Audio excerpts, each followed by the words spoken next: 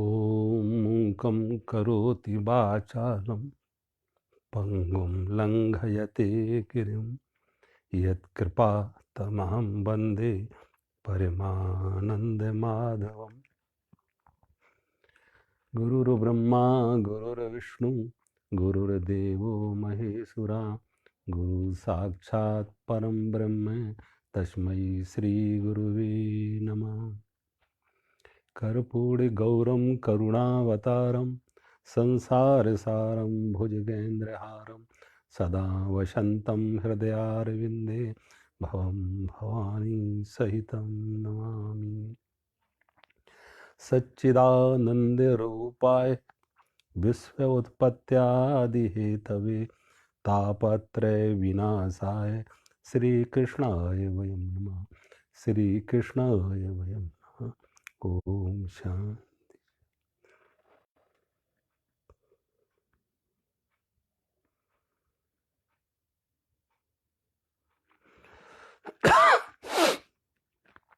कल मैं बात कर रहा था कि भगवान श्री कृष्ण ने कंस का उद्धार किया, वध किया और मथुरा का राज सिंहासन महाराज उग्रसेन को बिठाया, राजा बनाया। भगवान कृष्ण ने देखो कहीं भी अपने लिए कभी कुछ नहीं किया, जो किया लोक कल्याण के लिए, जनहित के लिए। उनकी व्यक्तिगत कोई अपनी कामना नहीं थी, ना धन की कामना, ना मन की कामना, मान की कामना, न पद प्रतिष्ठा की कामना, जन कल्याण के लिए। देखा ये कंस बहुत आतताई राजा था, तो भगवान ने प्रजा को उस आतंक से, अन्याचार से मुक्त कराने के लिए कंस का वध किया।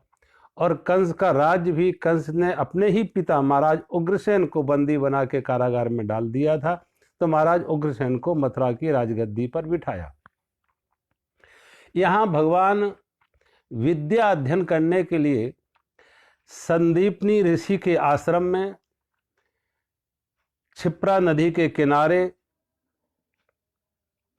उज्जैनी नगरी में पढ़ने जाते हैं और भगवान ने वहां विद्या अध्ययन किया। यहीं पर भगवान की मित्रता सुदामा जी से होती है। गुरुकुल में जैसी पहले परंपरा होती थी कि कोई भी गरीब या अमीर एक जगह गुरु के पास रहते थे और उनका जीवन बहुत सादगी का जीवन होता था। 25 वर्ष तक जो ब्रह्मचर्य की बात आती है कि 25 वर्ष तक हर व्यक्ति को जो 4 आश्रम व्यवस्था है, ब्रह्मचर्य, गृहस्थ, वानप्रस्थ और संन्यास, तो 25 वर्ष तक ब्रह्मचर्य की अवस्था जिसमें व्यक्ति गुरुकुल में विद्या अध्ययन करे और फिर 25 से 50 तक गृहस्थ जीवन की जिम्मेदारियों का निर्वाह करे, गृहस्थ जीवन में प्रवेश करे, संतान को जन्म दे और उस संतान का लालन पालन। 50 से फिर आगे वानप्रस्थी जीवन, सेवा के काम में लगे, पारिवारिक जिम्मेदारियों से अगर मुक्त है तो सेवा का काम, परोपकार का काम, जन समाज सेवा का काम के। और ऐसे ही अध्यापक बनते थे, जो गुरुकुल में अध्यापक होते थे, यही वानप्रस्थी होते थे जो गुरुकुल में विद्या, अपने जीवन का अनुभव, शास्त्र का अनुभव, एक तरफ जीवन का अनुभव और दूसरी तरफ शास्त्रों का अनुभव, दोनों नई आने वाली पीढ़ी को देते थे। और फिर 75 के बाद आत्म कल्याण के लिए संन्यास की व्यवस्था थी। तो भगवान भी विद्या अध्ययन करने के लिए, और इस गुरुकुल की परंपरा में देखो कोई गरीब अमीर नहीं, कोई ऊंच नीच नहीं, कोई छोटा बड़ा नहीं। कृष्ण यादव थे, सुदामा ब्राह्मण था, लेकिन एक साथ पढ़े, एक साथ दोनों वन में लकड़ी लेने जाते हैं, गौशाला में गायों की सेवा करते हैं, आश्रम की सफाई करते हैं। मतलब आश्रम के उन दिनों कोई ऐसा नहीं होता था कि काम करने के लिए कोई नौकर रखे, सारा का सारा काम गुरुकुल में रहने वाले जो ब्रह्मचारी अंतावासी होते थे वो ब्रह्मचारी ही सारी व्यवस्था आश्रम की चलाते थे। यहाँ तक बस्ती में भिक्षा मांगने भी जाते थे, और बस्ती में भिक्षा मांग के जो लाते थे वो गुरुकुल में सब बैठ के साझा करते थे, खाते पीते थे। तो भिक्षा का जीवन अब आज के समय में धीरे धीरे ये बातें लोग भूल गए, क्योंकि एक राजा का बेटा भी अगर इस परंपरा से गुजरेगा तो उसको मालूम होगा कि सहिष्णुता क्या है जीवन में, सहिष्णुता, धैर्य, कष्ट सहने की क्षमता। एक किसी राजा के बारे में पढ़ रहा था कि उसने अपने बेटे को गुरुकुल में भेजा पढ़ने के लिए, और उसको कहा कि रास्ते में कहीं भी मेरे आश्रम घर की तरफ मुड़ के भी मत देखना।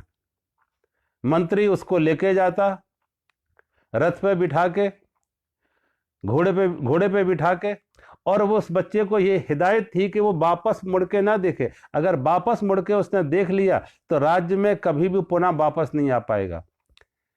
ऐसी निष्ठुरता माँ बाप ने दिखाई, उस बच्चे को पीछे नहीं मुड़ने दिया।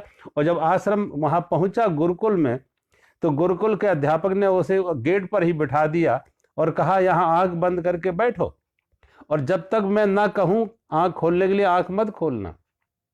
लगभग वो बच्चा सुबह से शाम तक 12 घंटे बिना कुछ खाए पिए आंख बंद किए बैठा रहा।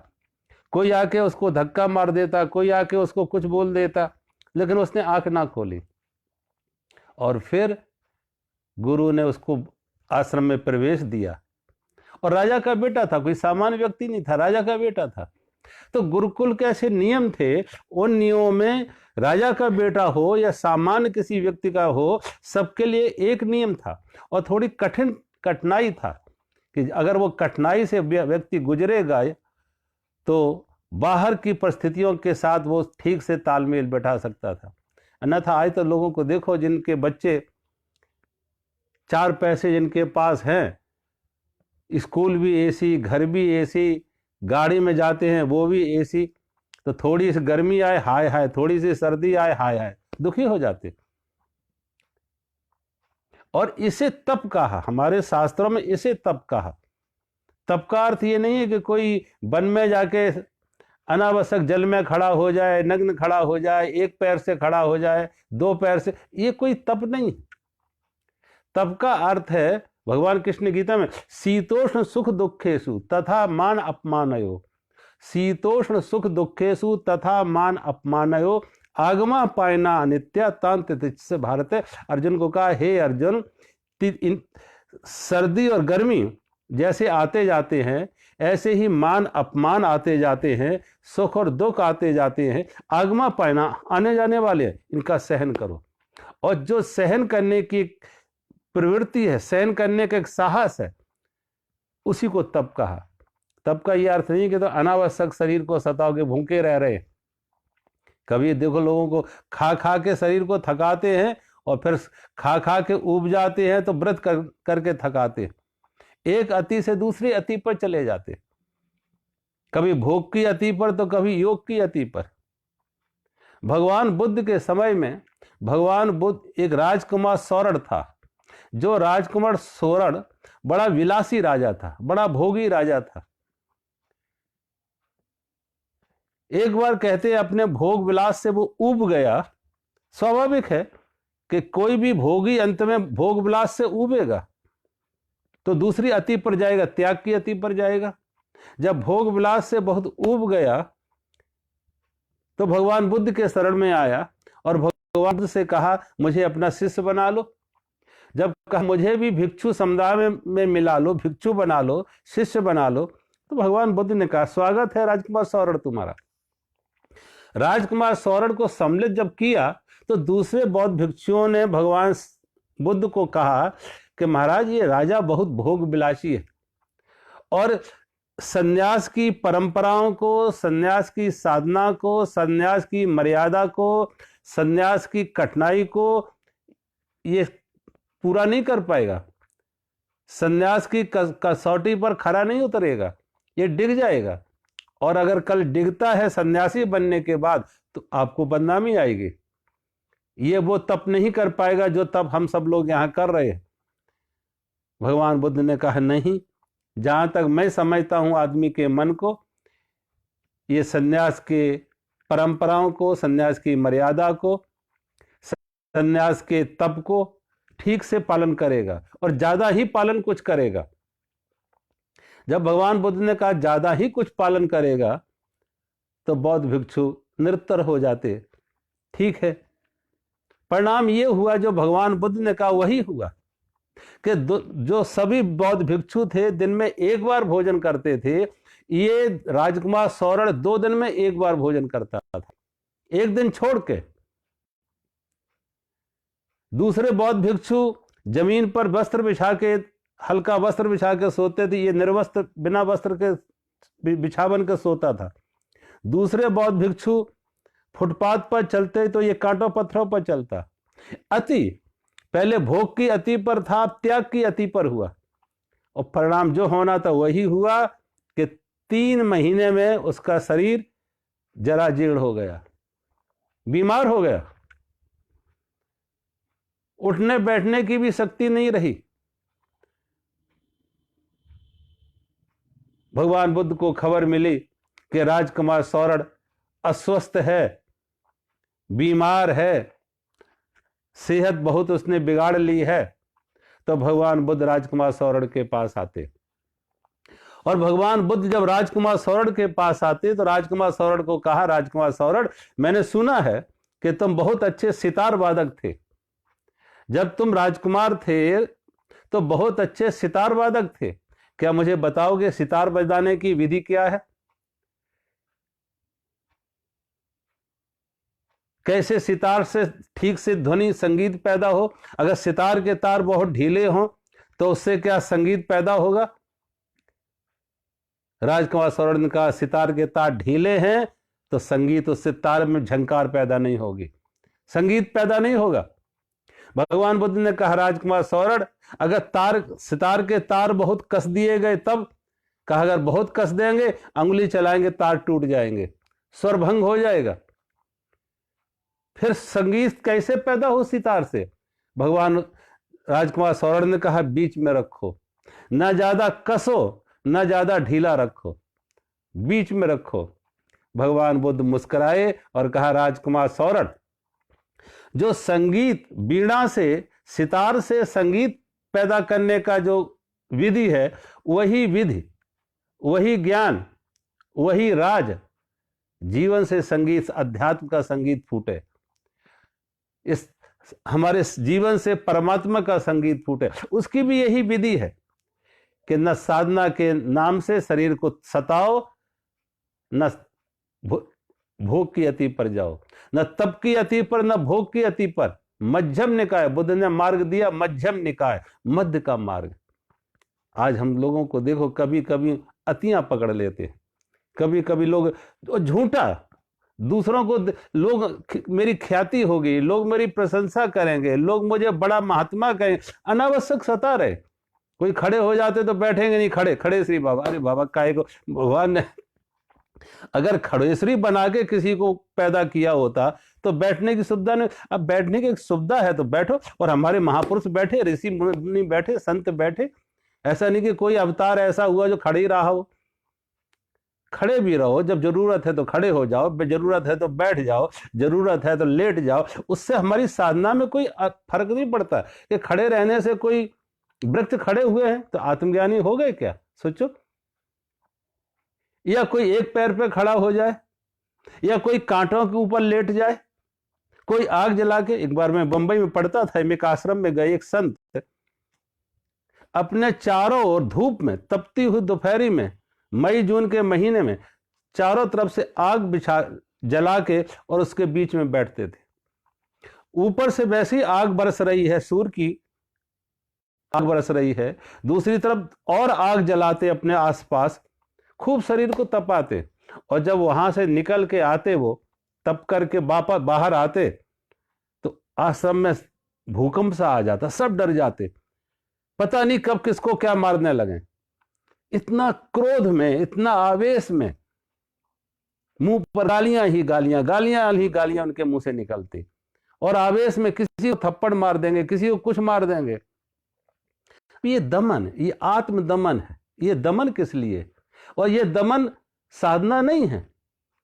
जबरदस्ती तुम अपने को सता रहे हो और मन प्रतिकार करेगा, तो ये दमन कहीं अनावश्यक शरीर आत्म पीड़ा, एक व्यक्ति पर पीड़ा में जाता, एक आत्म पीड़ा में जाता, एक दूसरे को सताया। अगर हिटलर मुसोलिनी ने दूसरों को सताया तो आज के हम लोग कुछ तपस्या के नाम से अपने को सताने लगते हैं।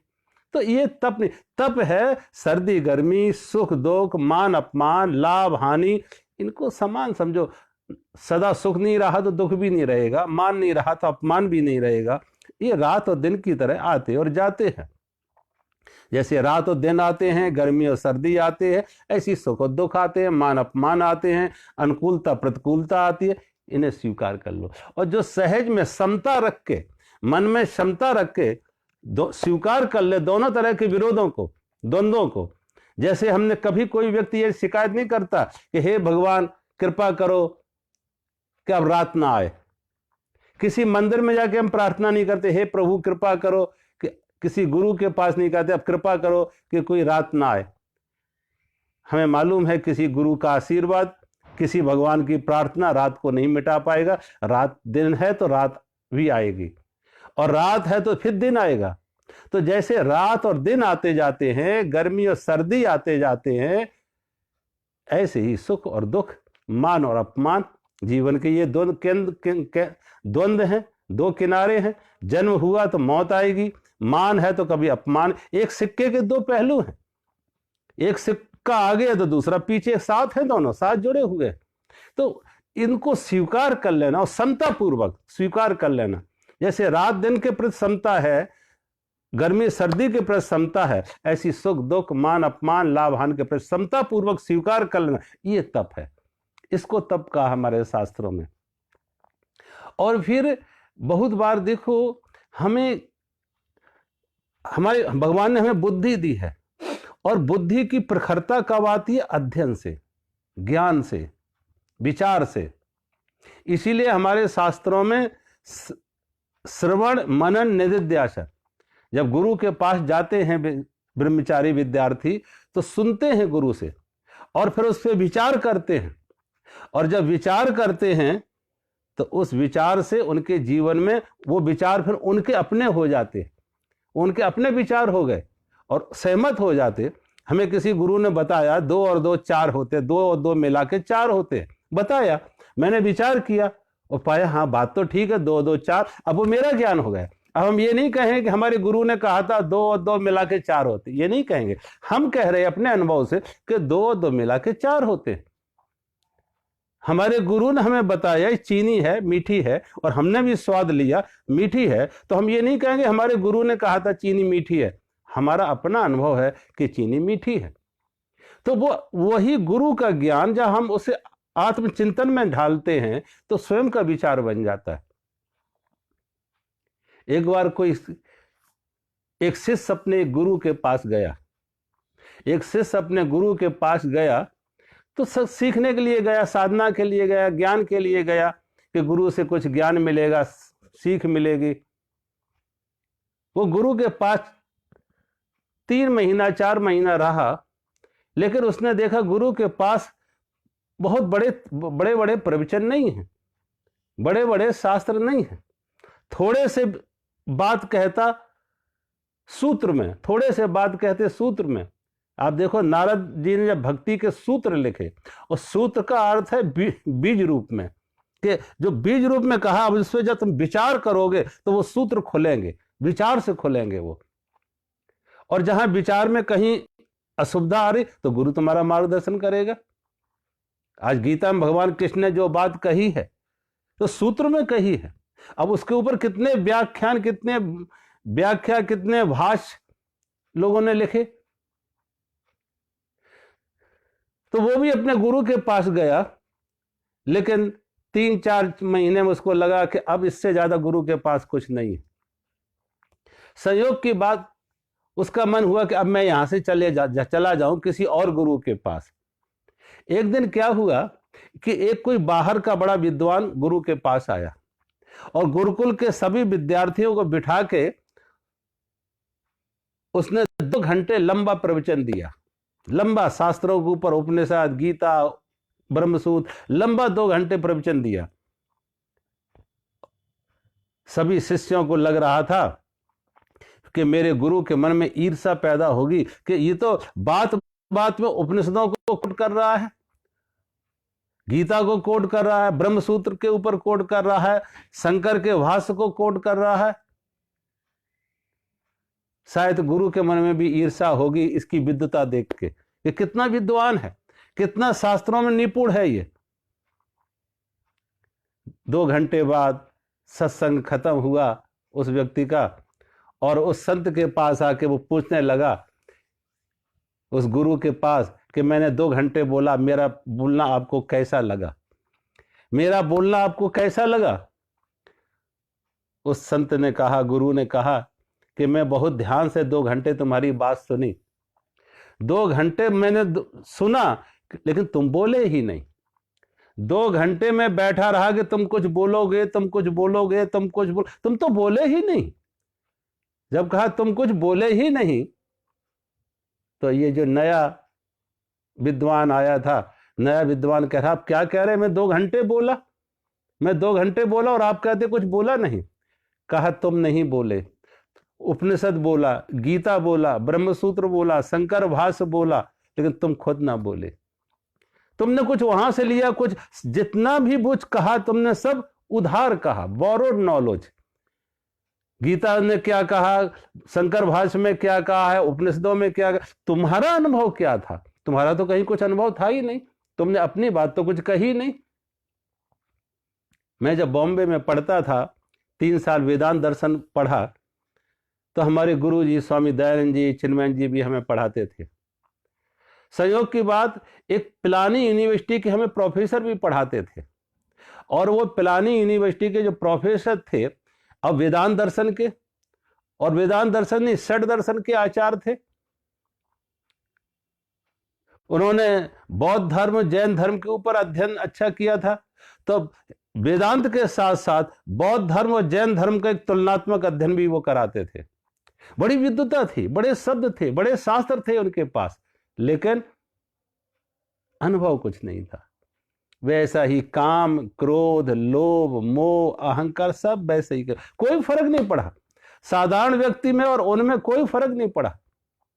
एक ने फिजिक्स पढ़ के यूनिवर्सिटी में पढ़ाने लगा, दूसरा ने कोई हिस्ट्री पढ़ के यूनिवर्सिटी में पढ़ाने लगा, तीसरा व्यक्ति कोई ज्योग्राफी पढ़ के, मैथ पढ़ के, पढ़ा के और यूनिवर्सिटी में पढ़ाने लगा। तो जैसे दूसरे प्रोफेसर थे ऐसे ये प्रोफेसर थे, सिर्फ नौकरी के लिए, पैसे के लिए, पेट के लिए। इसने कोई नहीं कि दूसरे प्रोफेसर में और वेदांत के प्रोफेसर में क्या फर्क रहा। दोनों के पास शब्द शब्द है, शास्त्र शास्त्र है, अनुभव कहीं नहीं है। ये वेदांत का ज्ञान, उपनिषदों का ज्ञान, आत्मज्ञान, ये बुद्धि का मात्र नहीं है, ये पढ़ने का नहीं है, शास्त्रों का नहीं है, ये जीवन में उतारने का, ये अनुभव का है, ये अनुभव का है। अगर अनुभव में नहीं आया, जीवन में नहीं उतारा, तो कुछ फर्क, कोई लाभ नहीं उससे, कोई उससे लाभ फिर नहीं होने वाला। हम सबको चाहिए कि जो हम शास्त्रों में पढ़ा है उसे, क्योंकि हिस्ट्री तो बात पढ़ ली तुमने, पढ़ा दी, बात समझ में आ गई कि कौन कब हुआ था, अकबर कब हुए थे, महाराणा प्रताप कब हुए थे, मुगल शासन कब तक था और अंग्रेज शासन कब, पढ़ लिया, बहुत सुना दिया, ठीक है। ज्योग्राफी में कौन देश कहां है, ठीक है, समझ लिया, पढ़ लिया। लेकिन आत्मज्ञान की जब बात आती है, तो आत्मज्ञान ऐसा नहीं कि तुमने कहा और किसी ने सुन लिया, तुम्हारे जीवन में अनुभव में क्या आता, अनुभव में कहीं कुछ आ रहा कि नहीं। तुम्हारा अनुभव बोले, शास्त्र से ज्यादा तुम्हारा अनुभव बोलेगा, तो वो तुम्हारा बोलना प्रमाणिक होगा, तुम्हारा ज्ञान प्रमाणिक होगा। हमारे शास्त्रों में इसीलिए मात्र ये नहीं कि हमने किताब पढ़ ली और ज्ञानी हो गए। वेदांत दर्शन, उपनिषद, गीता, आत्मज्ञान का जहां बात आती है, तो आत्मज्ञान हमारे जीवन में अनुभव में आना चाहिए। अच्छा, दूसरी बात में देखते, बहुत से ऐसे लोग होते हैं जो, एक बार मेरे पास कोई एक ब्रह्मचारी आए, कुछ देर रह रहे थे मेरे पास, तो मैंने उनको कहा आप थोड़ा शास्त्रों का अध्ययन करें। उपनिषद पढ़ें, गीता पढ़ें। और संयोग से हमारे साथ पास में आश्रम में व्यवस्था थी वहाँ के उपनिषद गीता की क्लासेस चलते थे। तो जब मैंने उनको पढ़ने के लिए कहा तो वो ब्रह्मचारी मेरे को कहता, अरे पढ़ने के डर से तो स्वामी जी मैं घर से भाग के आया यहाँ, हमारे पिताजी हमें पढ़ने के लिए आज्ञा कर रहे थे, इसलिए वहां से भाग के मैं इधर आ गया साधु बनने, और यहाँ भी आप पढ़ने की बात कर रहे। तो साधु का मतलब बिना पढ़ा लिखा नहीं, शास्त्रों का साधु का मतलब शास्त्र का ज्ञान ना हो ऐसा नहीं। जैसे हीरा तो हीरा है, लेकिन हीरा खदान से निकला हीरा और फिर उसको तराशा गया हीरा। जब हीरे को तराशते हैं, खदान से जो निकला है, जमीन से जो हीरा निकला है, वो तो आम पत्थर की तरह ही है, आम पत्थर की तरह, उसमें कोई चमक नहीं होगी। लेकिन जब उसी खदान से निकाले हुए हीरे को तराशा जाता है, और जब तराशने के बाद उसकी कीमत बढ़ जाती है, बाजार में उसकी कीमत बढ़ जाती है, उसमें रोशनी आ जाती है, चमक आ जाती है। ऐसे ही सामान्य व्यक्ति और शिक्षित व्यक्ति में ये अंतर है कि व्यक्ति वही है, लेकिन उसने अपनी बुद्धि को तराश दिया, विद्या के माध्यम से अध्ययन के माध्यम से उसने अपनी बुद्धि को तराशा। हमारे शास्त्रों में देखो, सभी गुरुओं के पास, अब तो हम बाहर जाएंगे और लोगों को सत्संग की बात सुनाएंगे, साधना की बात कहेंगे, परमात्मा की बात कहेंगे, आत्मज्ञान की बात कहेंगे। जब हमने खुद ही नहीं समझा तो हम समझाएंगे क्या? और हमारा खुद का कोई अनुभव नहीं है तो दूसरों के साथ बांटेंगे क्या? ऐसे लोगों को देखो, कहीं गांजा पीने लगेंगे, भांग खाने लगेंगे, नशे करने लगे, उसी को उन्होंने साधना मान लिया कि गांजा पी के भांग खा के थोड़ी मस्ती आ गई, उनका बस यही ब्रह्मानंद है, यही परमात्मा का आनंद है। अरे कहीं गांजा भांग का आनंद नहीं है।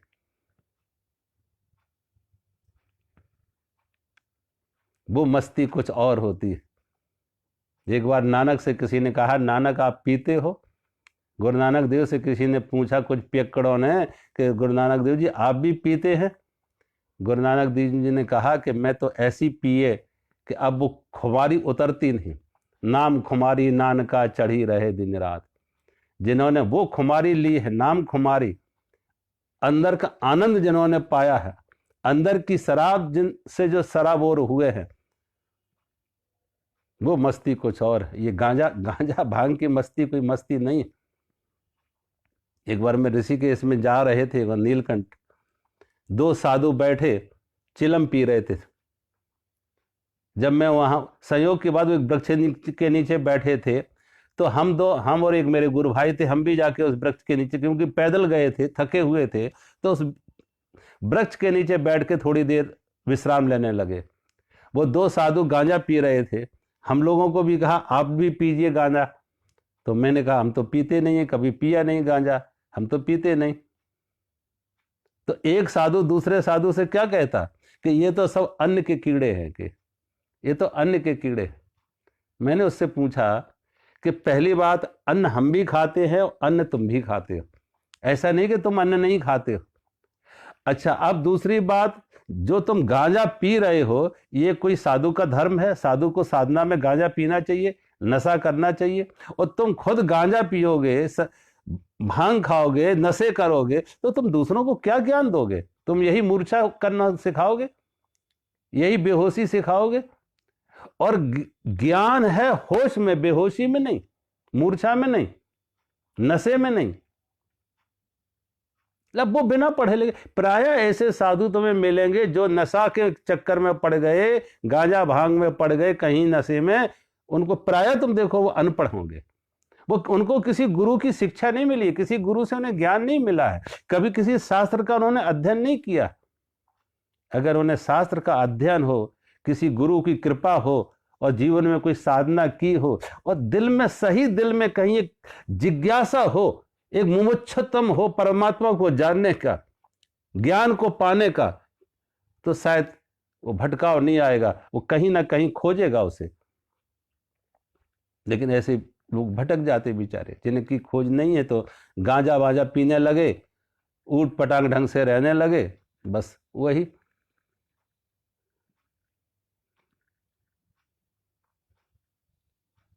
मैं जब खुद पढ़ रहा था, ग्रेजुएशन में मेरे में था, तो मैं जिस धर्मशाला में रहता था वहां पे एक हनुमान जी की मैंने मूर्ति लगाई थी।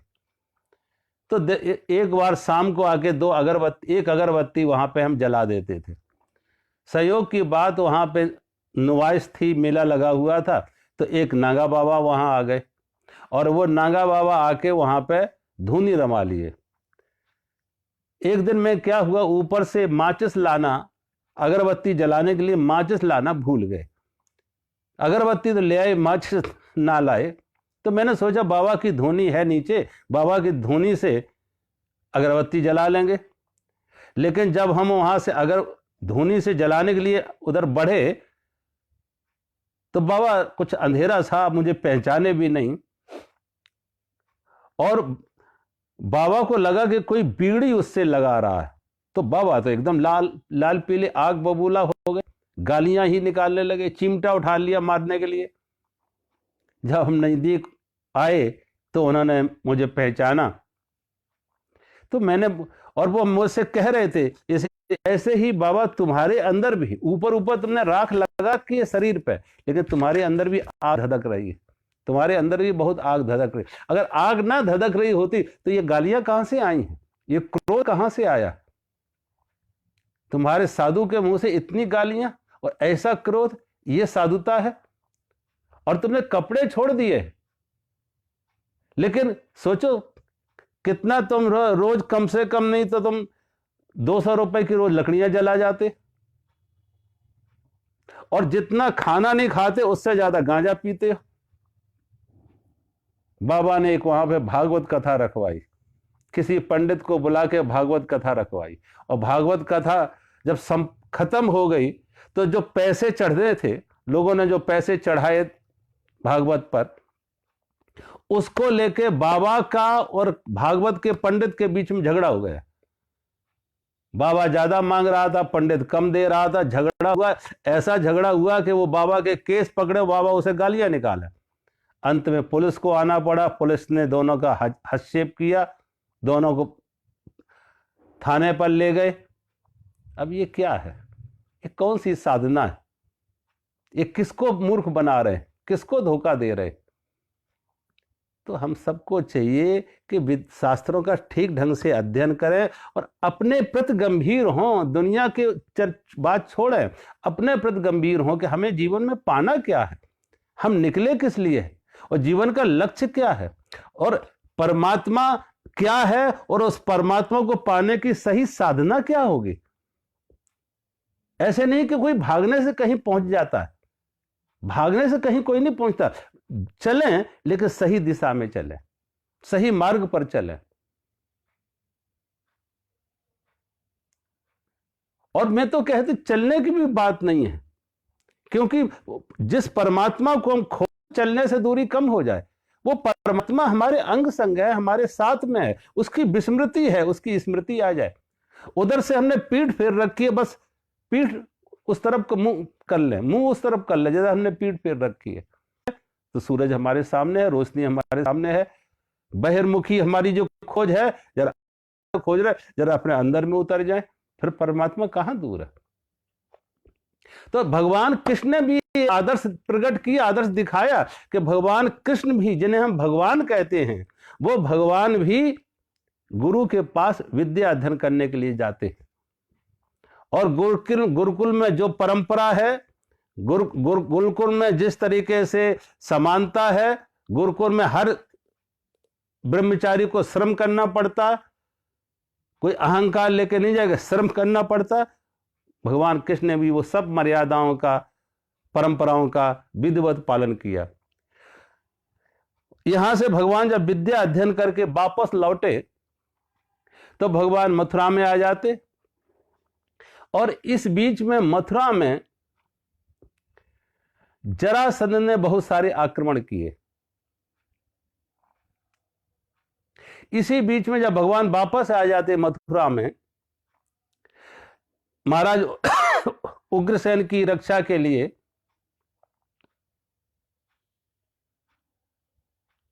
तो भगवान बात बात में ब्रज की गोपियों को याद करते हैं, वृंदावन की गोपियों को याद करते हैं, नंद बाबा और जसोदा मैया को बार बार याद करते हैं, राधा जी की याद करते करते रो पड़ते। भगवान श्री कृष्ण के बहुत अभिन्न मित्र उद्धव जी भगवान को समझाते हैं कि आपको उनके प्रति इतना स्नेह, इतनी आसक्ति, इतना लगाव क्यों है? तो भगवान ने कहा, उद्धव जी तुम नहीं समझोगे, उन गोपियों का पावन प्रेम तुम नहीं समझोगे।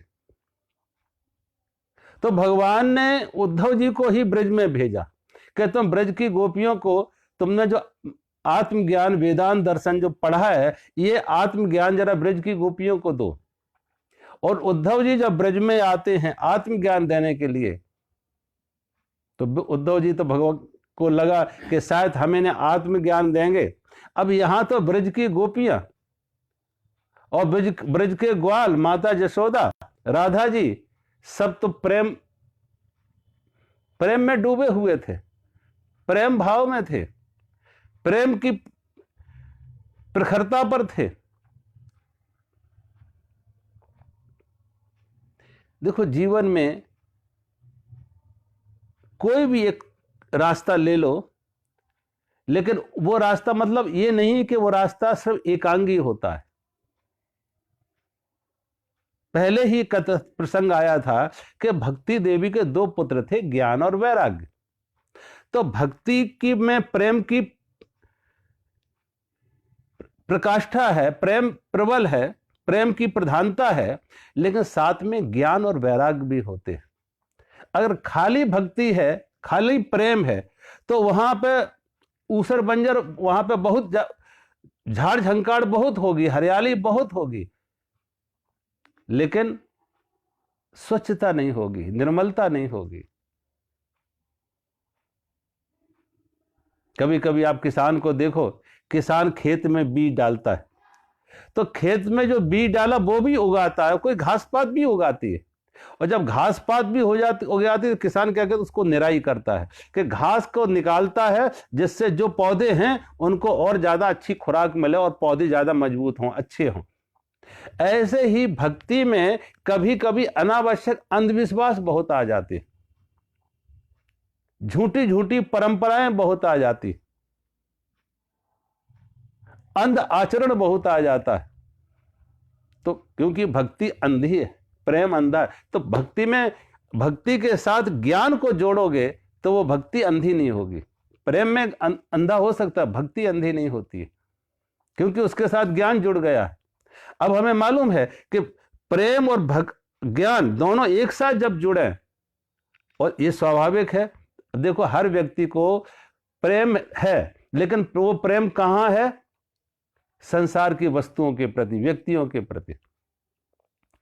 अगर ज्ञान है तो ये समझ आएगी कि क्षणभंगुर क्या है और शाश्वत क्या है, नाशवान क्या है और अविनाशी क्या है, व्यर्थ क्या है और सार्थक क्या है, पत्थर क्या है और हीरा क्या है।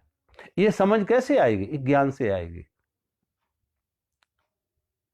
एक बार रामकृष्ण परमहंस के, मैंने शायद पहले भी कहा है कि रामकृष्ण परमहंस के किसी ने पैर छुए, तो रामकृष्ण परमहंस ने पूछा, मेरे पैर क्यों छू रहे हो? तो उसने कहा, मैं इसलिए छू रहा कि आप बड़े त्यागी, आप बहुत त्यागी हैं।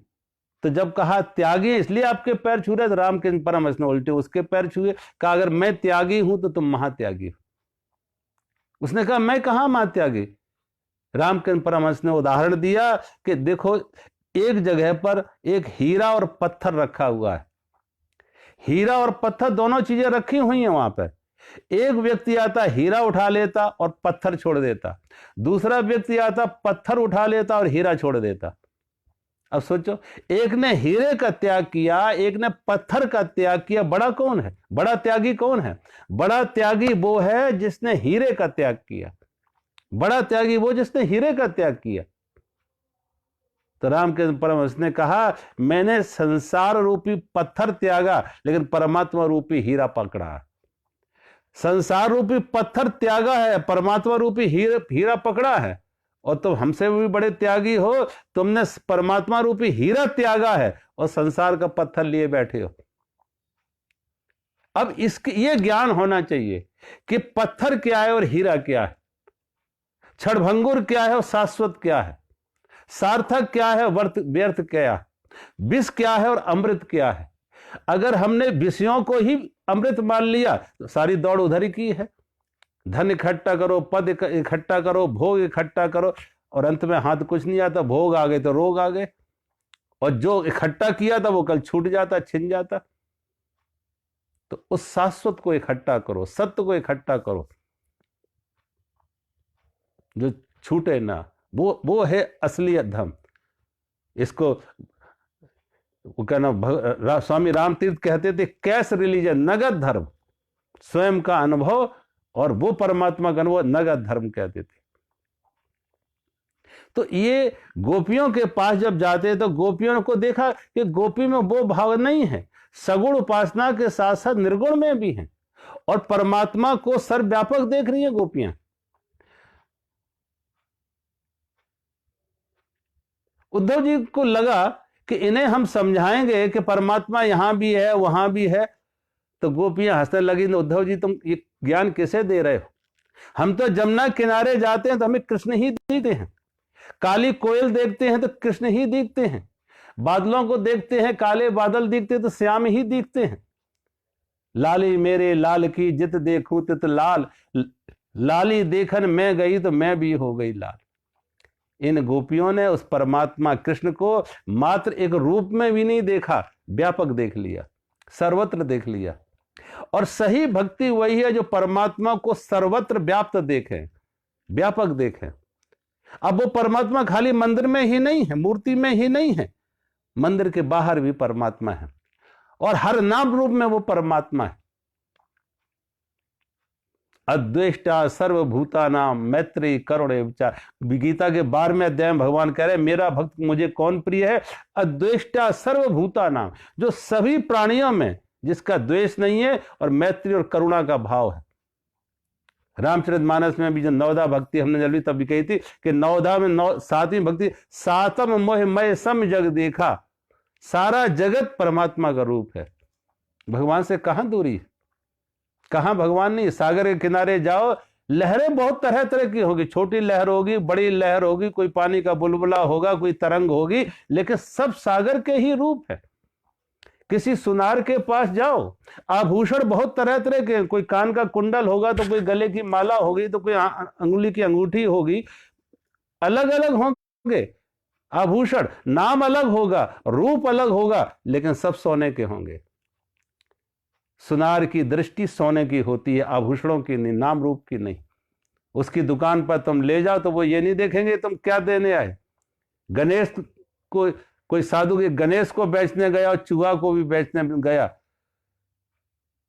उस सुनार ने गणेश के पैसे कम दिए और चूहे के पैसे ज्यादा दिए।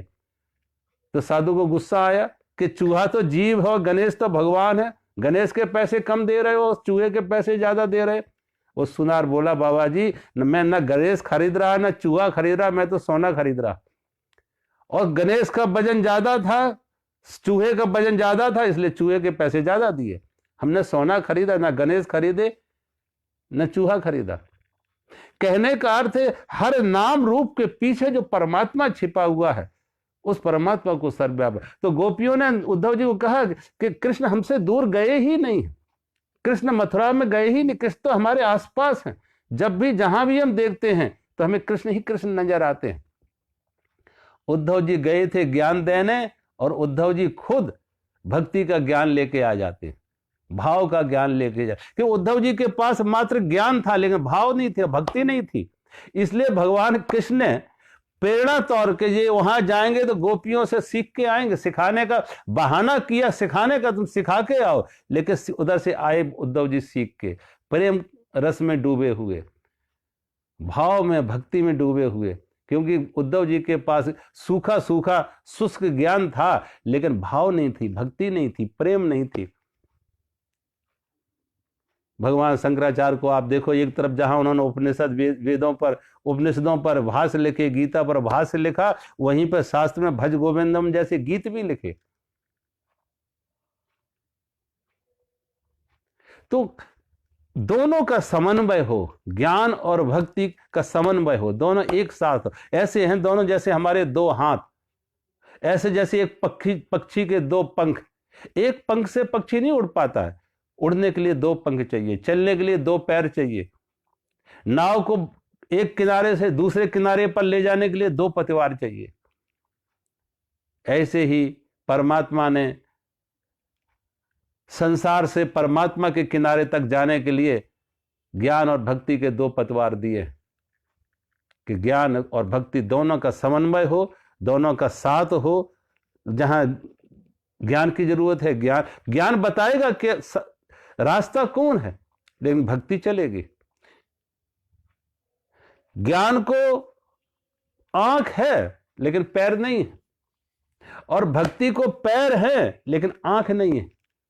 अंधे और लंगड़े की कथा, अंधे और लंगड़े को आग में, जंगल में आग लगी तो लंगड़े को दिख रहा है किधर रास्ता निकलने का है, लेकिन दौड़ नहीं सकता क्योंकि पैर नहीं है।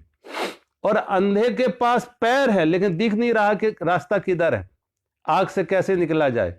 दोनों में दोस्ती हो जाती। अंधे ने लंगड़े को अपने कंधे पर बिठाया, लंगड़े ने रास्ता बताया और अंधे ने अपने पैरों का उपयोग किया, बाहर आ गए। भगवान ने वो अंधे लंगड़े का संयोग हमारे अंदर किया। हमारी बुद्धि में जहां ज्ञान है तो हृदय में भाव और भक्ति है, प्रेम है, दोनों एक साथ मिला लिए कि किधर निकलना है। चलने के लिए भाव भक्ति चाहिए और मार्ग बताने के लिए, दिशा देने के लिए बोध चाहिए, ज्ञान चाहिए।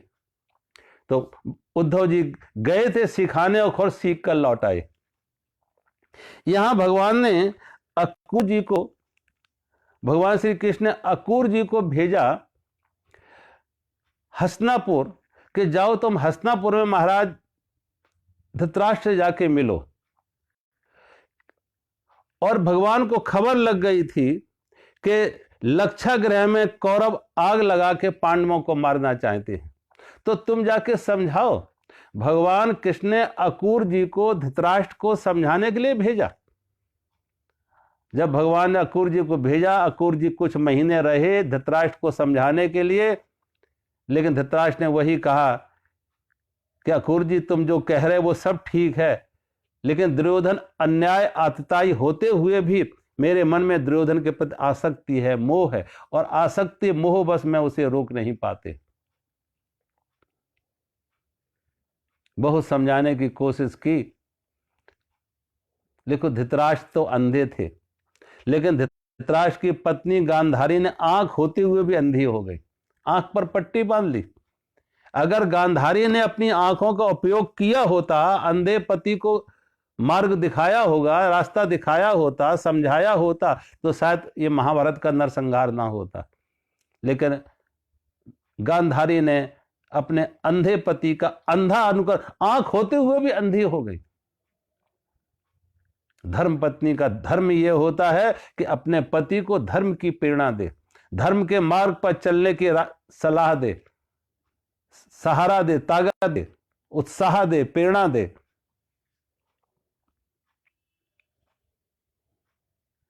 जब भगवान श्री कृष्ण ने कंस का वध किया तो कंस की दोनों पत्नी अस्ति और प्राप्ति अपने पिता मगध नरेश जरासंध के पास चले जाती, और जरासंध ने अपने दामाद कंस की हत्या का बदला लेने के लिए मथुरा पर 17 बार आक्रमण किया। हर बार भगवान श्री कृष्ण बलराम ने जरासंध को पराजित किया, हर बार भगवान श्री कृष्ण ने जरासंध को पराजित किया। कहते हैं 18वीं बार जरासंध अपने साथ काल यवन को लेके आता, और जब काल यवन को लेके जरासंध आया तो काल यवन को यह वरदान मिला हुआ था कि कोई भी यदुवंशी राजा काल यवन को युद्ध में पराजित नहीं कर सकता है प्रत्यक्ष। तो भगवान ने यहां पे एक और नाम भगवान का पड़ा, रणछोड़ राय। बोल रणछोड़ राय भगवान की जय। भगवान रण छोड़ के भागे, पीठ दिखा के भागे। आगे आगे भगवान दौड़ रहे, पीछे पीछे काल यवन दौड़ रहा, और दौड़ते दौड़ते भगवान कहां पहुंचे? प्रवर्षण पर्वत की एक गुफा में, प्रवर्षण पर्वत की एक गुफा में, जिसमें राजा मुचकुंद तपस्या कर रहे थे। राजा मुचकुंद तपस्या कर रहे थे, उस भगवान जाके उस अंधेरी गुफा में जाके छिप जाते और भगवान ने अपना पीतांबर उतार के, राजा मुचकुंद सोए हुए थे तो राजा मुचकुंद को अपना पीतांबर उड़ा दिया। पीछे से कालेवन पहुंचा उसी गुफा में, और कालेवन ने देखा कि शायद ये पीतांबर ओढ़ है जो सो रहा है, ये कृष्ण ही है, ये कृष्ण ही है। धोखा देने के लिए सोने का नाटक कर लिया, सोने का बहाना कर लिया।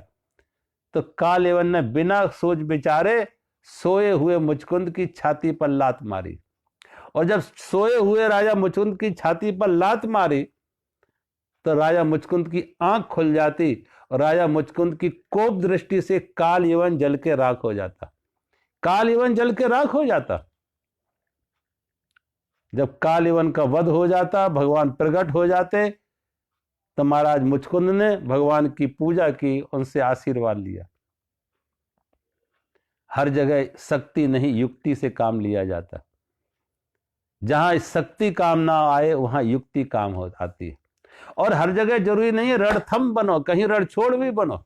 और अगर परिस्थिति प्रतिकूल है और देखा हम इसमें हमारा बहुत नुकसान हो सकता है, तो पीछे लौटने में भी संकोच ना करो, अपने अहंकार बीच में मत लाओ। और जरासंध क्या है? ये जरासंध है जब जवानी जाती है और बुढ़ापा, जरा कहते हैं बुढ़ापे को, जरा मानी बुढ़ापा। जब जवानी जाती है और बुढ़ापा आता है, दोनों की संधि, जरा संधि। तो जब दो जवानी जाए बुढ़ापा आए, तो 17 बार तुम उसे पराजित कर पाओगे जरासंध को, 17 बार। बाल सफेद हुए तो काले कर लोगे, आंख में रोशनी नहीं है चश्मा लगा लोगे, कान से सुनाई नहीं देता है कान में हियर एड लगा लोगे।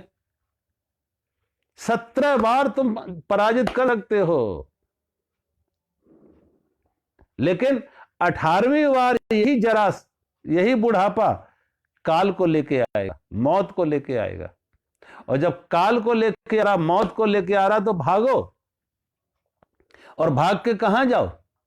भाग के जाओ प्रवर्षण पर्वत पर। प्रवर्षण पर्वत का अर्थ है जहां मूसलाधार बारिश हो रही है। और किस चीज की बारिश हो रही है? भाव की, भक्ति की। जहां भाव और भक्ति की मूसलाधार, सत्संग की जहां वर्षा हो रही हो। सदियों से जीव भटकता, सदियों से जीव भटकता, पर चैन कहीं ना पाया।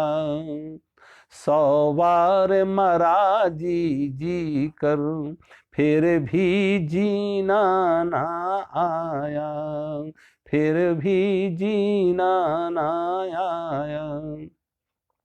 तू कई जन्मों में घूमा, पर उपकार न सीखा। तू कई जन्मों में घूमा, पर उपकार न सीखा। 2 आंखें रखते हुए भी ओ बंदे कुछ ना दिखा। पशु पुरुषों में क्या अंतर है, ये भेद समझ ना पाया। सदियों से जीव भटकता, पर चैन कहीं ना पाया।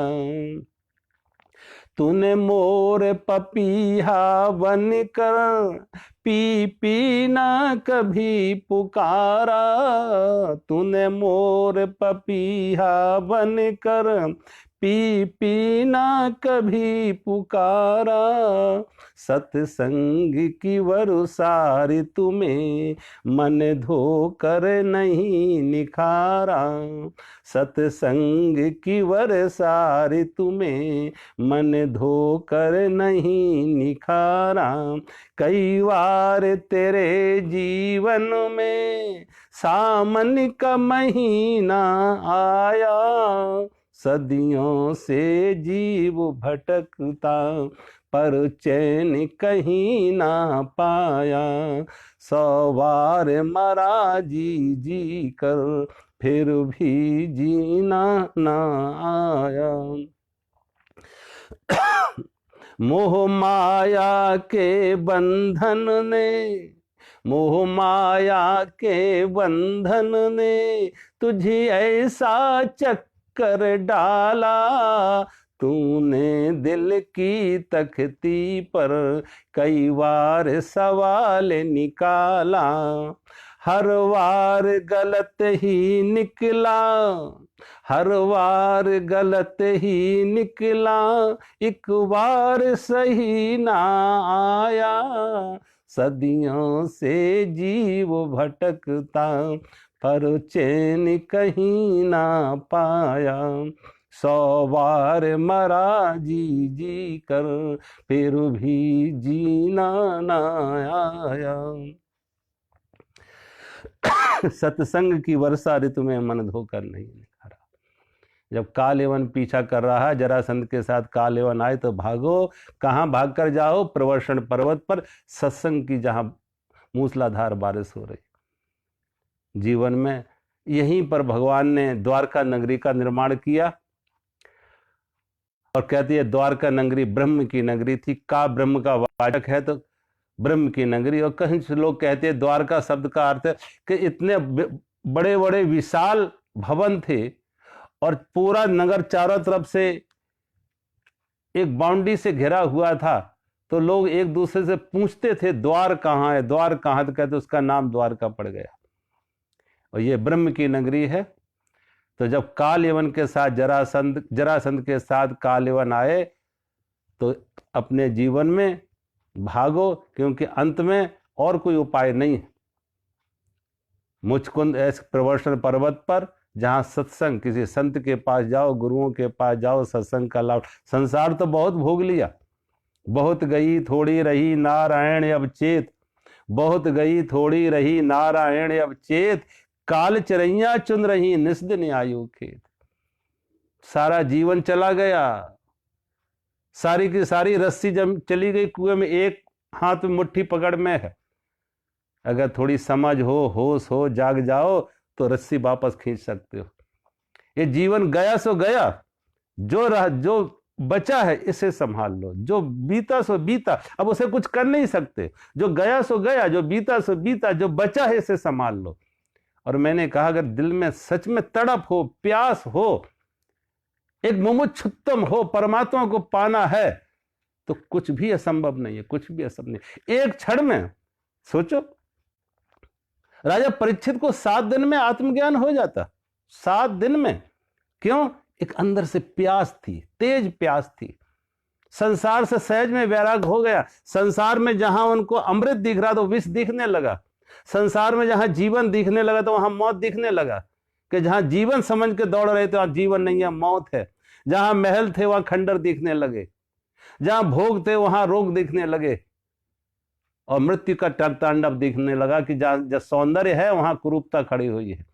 मन इधर से हटे तो अपने अंतर में सहज में डूब जाएगा।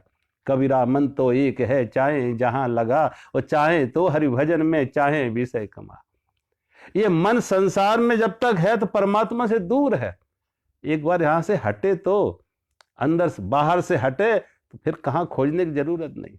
और समय की कोई बात नहीं, प्यास कितनी तेज है, तड़प कितनी ज्यादा है। रामकृष्ण परमहंस के पास कोई उनका एक शिष्य गया, पूछा परमात्मा को पाने की कैसी तड़प हो, तो रामकृष्ण परमहंस उसे गंगा में स्नान कराने ले गए। उसने डुबकी लगाई, रामकृष्ण परमहंस ने उसके सिर पर हाथ रखा। उसको लगा पता नहीं गुरुजी क्या कर रहे हैं, मेरे सिर पर हाथ रखे। 2, 4, 10 सेकंड तो उसको ठीक लगा, फिर लगाते तो दम ही निकल जाएगी, पानी के अंदर दम घुट जाएगी। पूरी ताकत लगा के बाहर निकला। रामकृष्ण परमहंस नीचे दबा रहे, वो पूरी ताकत लगा के बाहर निकला एक सांस लेने के लिए। रामकृष्ण परमहंस ने कहा जैसी एक सांस लेने के लिए तुमने पूरी ताकत लगा दी, ऐसे ही परमात्मा को पाने की तड़प हो तुम्हारे अंदर। परमात्मा की प्यास ऐसी ही प्रबल हो, परमात्मा को पाने की तड़प ऐसी ही हो जैसे एक सांस लेने के लिए तुमने ताकत लगा दी। फिर परमात्मा दूर नहीं है। सिर्फ हमारे अंदर तड़प हो, हमारे अंदर एक प्यास पैदा हो जाए। आज कथा को हम यहीं विराम देते हैं, कल आगे का प्रसंग लेंगे। हरि ओम।